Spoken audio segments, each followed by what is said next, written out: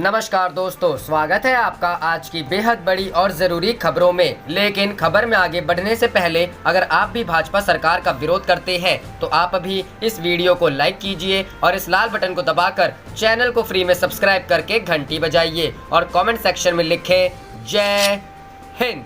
रुख करते हैं पहले खबर की तरफ। बिहार चुनाव फेस टू फेस मिले कांग्रेस, राजद, हम नेता, वामपंथी भी शामिल, आयोग के सामने भी रखी शर्तें। जी हां दोस्तों, बिहार में विपक्षी महागठबंधन की पार्टियां लंबे समय से मांग कर रही थीं कि एक समन्वय समिति बनाई जाए जो मिलकर गठबंधन की रणनीति बनाए। अब लगता है कि समन्वय समिति बनाने की दिशा में महागठबंधन की पार्टियों ने कदम बढ़ा दिए हैं। शुक्रवार को गठबंधन की सभी पार्टियों के प्रतिनिधि फेस टू फेस मिले, जो कि लॉकडाउन के बाद पहली मुलाकात की। इस बैठक में कांग्रेस की तरफ से शक्ति सिंह गोहिल, राजद की तरफ से मनोज झा, रालोसपा की तरफ से उपेंद्र कुशवाहा, हम नेता जीतन राम मांझी शामिल हुए। गौरतलब है कि इस बैठक में वामपंथी नेता डी राजा और सीताराम येचुरी भी शामिल हुए। हालांकि वामपंथी पार्टियां अभी बिहार में महागठबंधन का हिस्सा नहीं हैं, लेकिन अब इन नेताओं के शामिल होने से लग रहा है कि वामपंथी पार्टियां भी एनडीए के खिलाफ ताल ठोकने के लिए महागठबंधन का हिस्सा बन सकती है। विपक्षी महागठबंधन के नेता शुक्रवार को चुनाव आयोग से भी मिले। इन नेताओं का कहना है कि आगामी बिहार विधानसभा चुनाव पूरी तरह से डिजिटल नहीं हो सकते।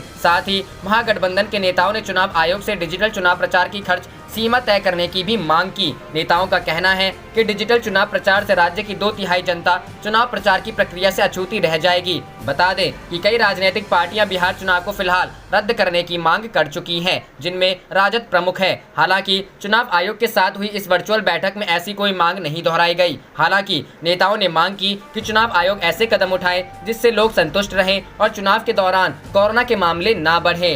रुख करते हैं अगली खबर की तरफ। नीतीश को इमेज की फिक्र, यही हाल रहा तो ग्लोबल कोरोना हॉटस्पॉट बनेगा बिहार, तेजस्वी यादव। जी हां दोस्तों, बिहार में बेकाबू कोरोना वायरस संक्रमण पर जमकर सियासी तीर चल रहे हैं। आरजेडी नेता तेजस्वी यादव ने मुख्यमंत्री नीतीश कुमार पर हमला करते हुए कहा है कि जिस तरीके से बिहार में कोविड-19 के मामले लगातार बढ़ते जा रहे हैं, उससे कुछ ही दिनों में बिहार नेशनल हॉटस्पॉट नहीं बल्कि ग्लोबल हॉटस्पॉट बन जाएगा। तेजस्वी यादव ने कहा कि नीतीश कुमार मुख्यमंत्री के तौर पर पूरी तरह से फेल साबित हुए हैं और कोविड-19 की समस्या पर काबू करने में नाकामयाब रहे हैं। तेजस्वी यादव ने कहा कि बिहार में कोविड-19 के मामले लगातार बढ़ते जा रहे हैं और अगर यही हालात रहे तो जल्द ही बिहार नेशनल हॉटस्पॉट नहीं बल्कि ग्लोबल हॉटस्पॉट बन जाएगा। हालात पर काबू पाने में नीतीश कुमार पूरी तरीके से फेल साबित हुए हैं। तेजस्वी यादव ने ट्वीट करते हुए कहा कि नीतीश कुमार बिहार की 12.6 करोड़ जनता की जिंदगी के साथ खेल रहे हैं। प्रेस में उनकी बदनामी ना हो इसलिए वे आंकड़ों को छुपा रहे हैं।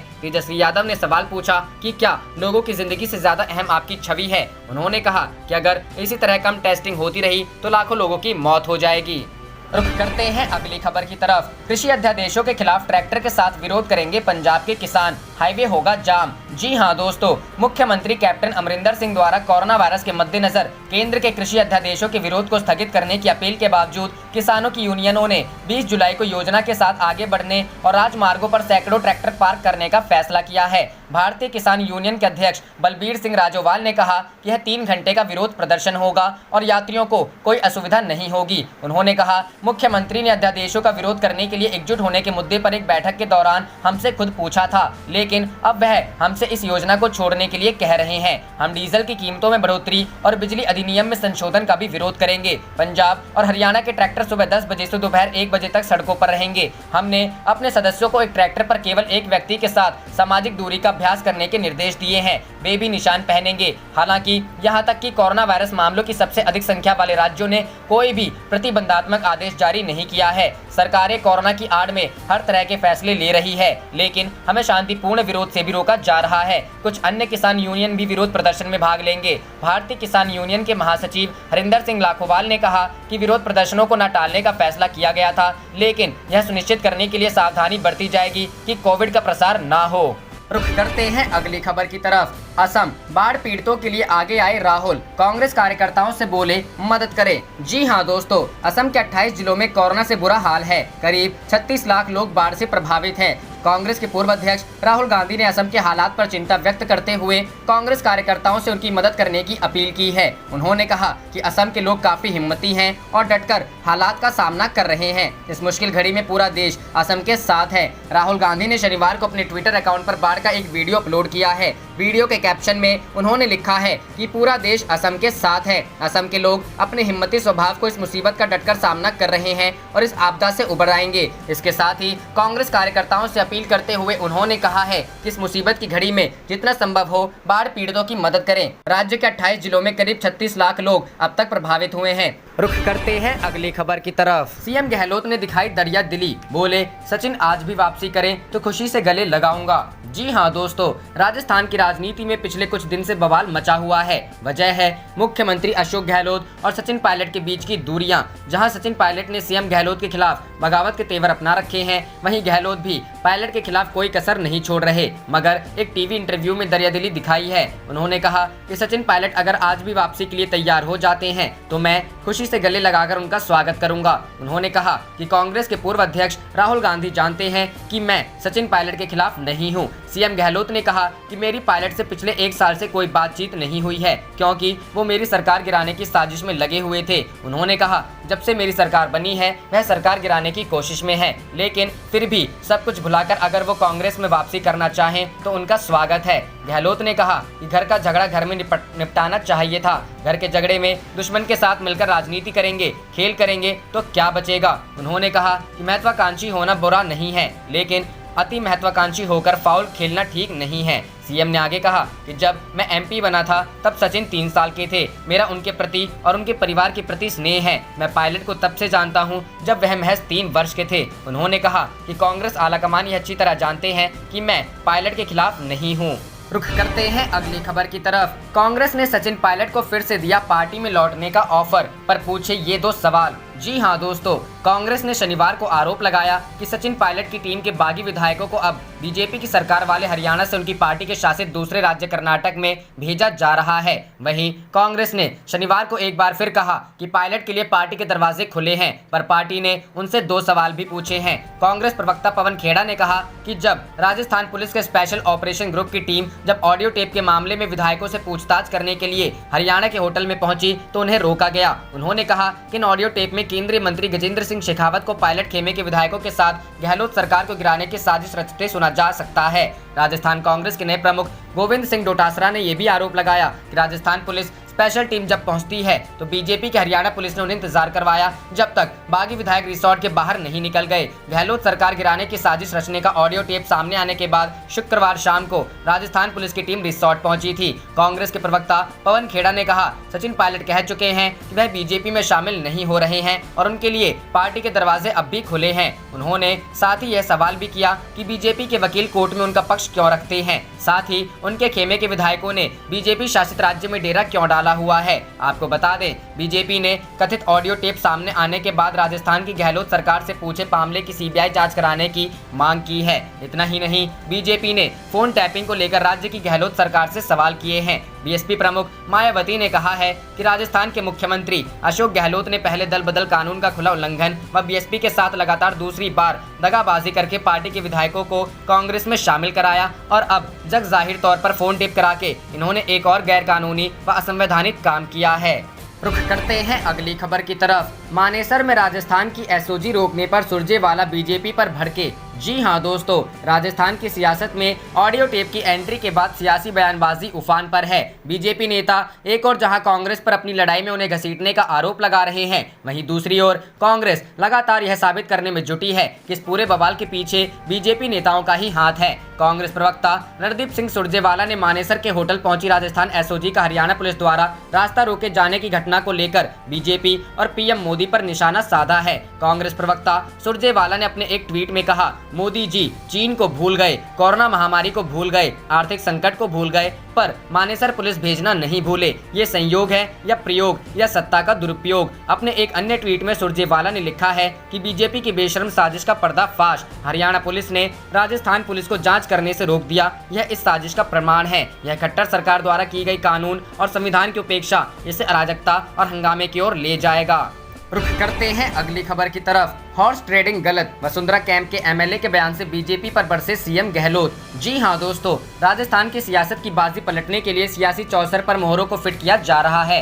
राज्य के मुख्यमंत्री अशोक गहलोत ने बीजेपी पर हमला करने के लिए बीजेपी के ही एक सीनियर नेता के बयान का इस्तेमाल किया है। अशोक गहलोत ने वसुंधरा कैंप के विधायक कैलाश मेघवाल के एक कथित बयान को जारी किया है। कैलाश मेघवाल बीजेपी के वरिष्ठ विधायक हैं और राजस्थान के मौजूदा सियासी उठापटक में पूर्व सीएम वसुंधरा राजे के साथ हैं। पूर्व स्पीकर कैलाश मेघवाल के निशाने पर आजकल सचिन पायलट हैं, लिहाजा मौजूदा सियासी माहौल में वे सीएम अशोक गहलोत के समीकरण में फिट बैठते हैं। बीजेपी के वरिष्ठ नेता भी हॉर्स ट्रेडिंग के खिलाफ गहलोत। अशोक गहलोत ने पूर्व मंत्री कैलाश मेघवाल का एक कथित बयान जारी किया है। इस बयान में कैलाश मेघवाल ने कहा है कि राजस्थान में सरकार गिराने के लिए पिछले 2 महीने से जो माहौल बना है, हॉर्स ट्रेडिंग हो रही है, आरोप प्रत्यारोप लगा रहे हैं, वो बेहद दुर्भाग्यपूर्ण है। कैलाश मेघवाल ने अपने कथित बयान में कहा है कि बीजेपी ऐसे लोगों की कभी सहायता नहीं करेगी। रुख करते हैं अगली खबर की तरफ। पी चिदम्बरम बोले, भारतीय क्षेत्र में 1.5 किलोमीटर अंदर तक मौजूद चीनी सैनिक 1 इंच जमीन नहीं छू सकने का दावा, सिर्फ बयानबाजी। जी हां दोस्तों,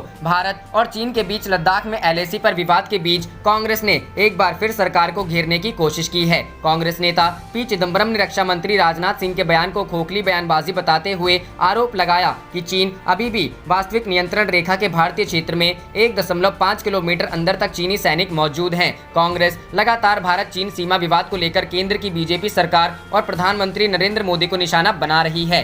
पूर्व वित्त मंत्री पी चिदम्बरम ने शनिवार को ट्वीट में लिखा, भारतीय सुरक्षा एजेंसियों ने आकलन किया है कि चीनी सैनिक अभी भी 1.5 किलोमीटर तक एलएसी के भारतीय क्षेत्र में है। मई में चीनी सैनिकों ने एलएसी के हमारी तरफ 5 किलोमीटर तक घुसपैठ किया था। उन्होंने आगे कहा, किसी ने भी भारतीय क्षेत्र में घुसपैठ नहीं की थी और कोई भी भारतीय क्षेत्र के अंदर नहीं है, कि सभी बातें खाली बयानबाजी थी। रक्षा मंत्री का यह बयान कि कोई भी भारत के क्षेत्र का 1 इंच भी नहीं छू सकता है, सिर्फ बयानबाजी है। चिदम्बरम ने आगे लिखा, जब तक सरकार वास्तविकता को स्वीकार नहीं करती है, तब तक यथास्थिति एक दुर्गह लक्ष्य होगा।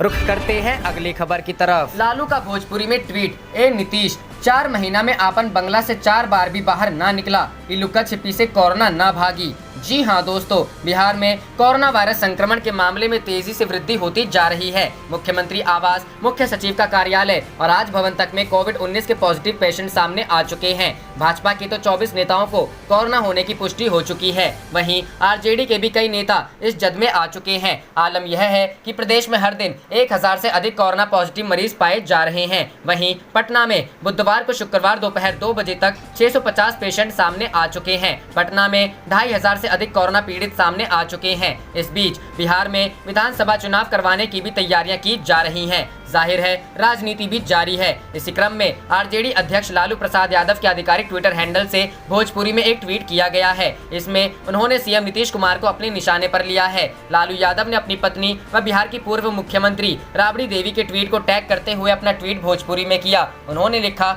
ए नीतीश, लगभग 4 महीना हो गइल बा, बंदी के जनता में त्राहिम मामबा, रोजी रोटी जान माल पर आफत बा, तहार तहराज में बेरोजगारी, भ्रष्टाचार, अत्याचार चरम पर बा। 4 महीना में आपन बंगला से 4 बार भी बाहर ना निकला, ये लुका छुपी से कोरोना ना भागी। जब सेनापति मैदान छोड़ के भागल रही तो लड़ाई के लड़ा।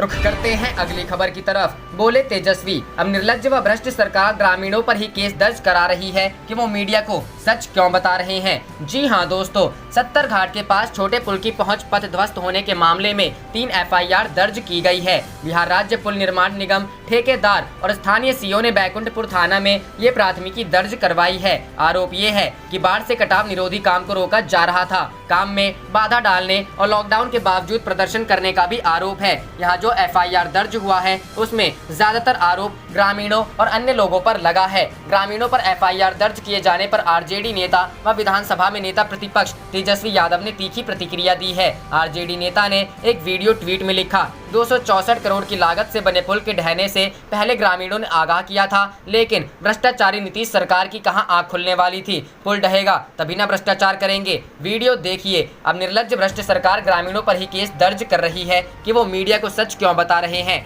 264 करोड़ की लागत से बने पुल के ढहने से पहले ग्रामीणों ने आगाह किया था, लेकिन भ्रष्टाचारी नीतीश सरकार की कहां आंख खुलने वाली थी। पुल ढहेगा तभी ना भ्रष्टाचार करेंगे। वीडियो देखिए। अब निर्लज्ज भ्रष्ट सरकार ग्रामीणों पर ही केस दर्ज करा रही है कि वो मीडिया को सच क्यों बता रहे हैं। रुख करते हैं अगली खबर की तरफ। बिहार की जनता बाढ़ में डूबी, सरकार हुई क्वारंटाइन। जी हां दोस्तों, जन अधिकार पार्टी के राष्ट्रीय अध्यक्ष पप्पू यादव ने सरकार पर हमला बोला। कहा कि पूरी सरकार जिसने थाली ताली बजाया और मोमबत्ती जलाया वो आज क्वारंटाइन है। भाजपा के 75 नेता पॉजिटिव पाए गए हैं और मुख्यमंत्री निवास में 60 लोग पॉजिटिव हो गए हैं। फिर भी ये चुनाव की बात कर रहे हैं। इन्हें जनता के जान की कोई चिंता नहीं है। पप्पू यादव ने कहा कि हॉस्पिटल में आईसीयू बेड, वेंटिलेटर और दवा नहीं है। ऐसी महामारी में सत्ता पक्ष के नेता कहां हैं? मुख्यमंत्री की खोज के लिए लोग ट्विटर पर ट्रेंड करवा रहे हैं। विधायक, सांसद सभी गायब हैं। इन लोगों ने जनता को सड़क पर छोड़ अपने आप को घर में कैद कर लिया है। उत्तर बिहार में बाढ़ की स्थिति पर बोलते हुए पप्पू यादव ने कहा कि नदियां खतरे के निशान के ऊपर बह रही हैं। मुख्यमंत्री नीतीश कुमार को गंडक, कोसी, गंगा नदी का दौरा कर स्थिति को पड़ताल करनी चाहिए और जनता को राहत पहुंचाने के लिए तत्काल रूप से कदम उठाने चाहिए। नीतीश कुमार फ्लड फाइटिंग के नाम पर अरबों रुपए हर साल खर्च किए जाते हैं, लेकिन जमीन पर कोई काम नहीं होता। भ्रष्ट नेता और अधिकारी बाढ़ को दुधारू गाय समझते हैं। राज्य में जितने पुल और बांध टूटे हैं उनकी जांच उच्च न्यायालय के न्यायाधीश के द्वारा होनी चाहिए। पप्पू यादव ने कहा कि उप मुख्यमंत्री सुशील कुमार मोदी, पथ निर्माण मंत्री नंद किशोर यादव समेत भाजपा के सभी नेताओं के आय की जांच होनी चाहिए। इन सभी ने जनता का पैसा लूट अकूत संपत्ति बनाई है। पप्पू यादव ने पिछले 2 दिनों में उत्तर बिहार के सीतामढ़ी, दरभंगा, मधुबनी, किशनगंज का दौरा कर बाढ़ की स्थिति का जायजा लिया तथा शनिवार को गोपालगंज और बेतिया का दौरा करेंगे। आगे उन्होंने कहा कि वर्चुअल और डिजिटल रैली से जनता को कोई फायदा नहीं है। अभी जनता को चुनाव की जरूरत नहीं है। जनता को मास्क और सैनिटाइजर की जरूरत है, जिससे कि कोरोना वायरस महामारी से बचा जा सके। सरकार दावा कर रही है कि कोरोना काल में 8,434 करोड़ रुपए खर्च हुए, लेकिन जनता को कोई लाभ नहीं मिला है। मैं इसकी सीबीआई जांच के लिए कोर्ट जाऊंगा। रुख करते हैं अगली खबर की तरफ। झारखंड में भी ऑपरेशन कमल, कांग्रेस के आरोपों पर सीएम हेमंत सोरेन हुए चौकन्ने, कोर कमेटी की बुलाई बैठक। जी हां दोस्तों, मध्य प्रदेश में कांग्रेस की सरकार गिराकर और राजस्थान में जारी कोशिशों के बीच अब खबर है कि भाजपा झारखंड में भी ऑपरेशन कमल शुरू कर सकती है। दरअसल कांग्रेस पार्टी ने आरोप लगाया है कि भाजपा उसके विधायकों को खरीदने का प्रयास कर रही है। कांग्रेस के प्रदेश अध्यक्ष और झारखंड सरकार में मंत्री रामेश्वर उरांव ने यह आरोप लगाए हैं। वहीं आरोपों के बाद सीएम हेमंत सोरेन चौकन्ने हो गए हैं। यही वजह है कि उन्होंने पार्टी स्तर पर मोर्चेबंदी शुरू कर दी है। हेमंत सोरेन ने इस मुद्दे पर पार्टी के करीबी और वरिष्ठ नेताओं से चर्चा की है और सतर्क रहने को कहा है। बता दें कि झारखंड के वित्त मंत्री रामेश्वर उरांव बीते कई दिनों से आरोप लगा रहे हैं कि झारखंड की मौजूदा सरकार को अस्थिर करने के लिए भाजपा कांग्रेस विधायकों को प्रलोभन दे रही है। कांग्रेस के कुछ विधायकों ने भी ऐसे ही आरोप लगाए हैं। विधायकों का कहना है कि मध्य प्रदेश, मणिपुर, कर्नाटक और राजस्थान की तरह झारखंड में भी भाजपा सत्ता पर काबिज होने के लिए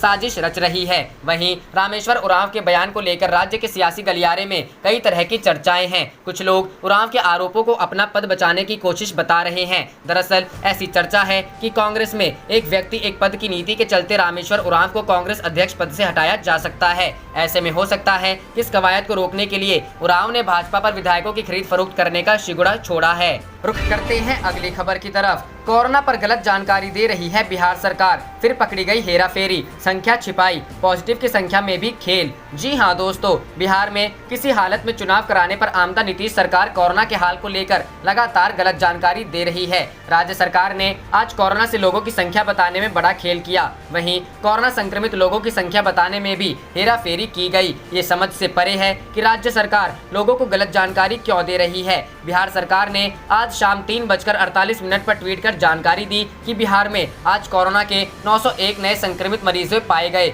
इसी ट्वीट में दूसरी जानकारी दी गई कि पहले भी 841 मरीज पॉजिटिव पाए गए हैं। ये 15 जुलाई या उससे पहले पॉजिटिव पाए गए हैं। सवाल ये है कि अगर 841 लोग पहले पॉजिटिव पाए गए थे तो सरकार ने उसकी सूचना पहले क्यों नहीं दी, जानकारी क्यों छिपाई गई। दरअसल बिहार में आज कुल 1742 पॉजिटिव मरीज पाए गए। कल कुल मरीजों की तादाद 21,558 थी, इसमें 1742 और बढ़ गए और आज कुल मरीजों की संख्या बढ़कर 23,330 मरीज हो गए। सरकार ने ये भी नहीं बताया कि पहले के जिन 841 मरीजों की जानकारी आज दी गई वे किस जिले के हैं, वे कब पॉजिटिव पाए गए, वे कौन से लोग हैं जिनके पॉजिटिव होने की जानकारी छिपाई गई। आप देख रहे थे आपका अपना चैनल जय हिंद जय भारत।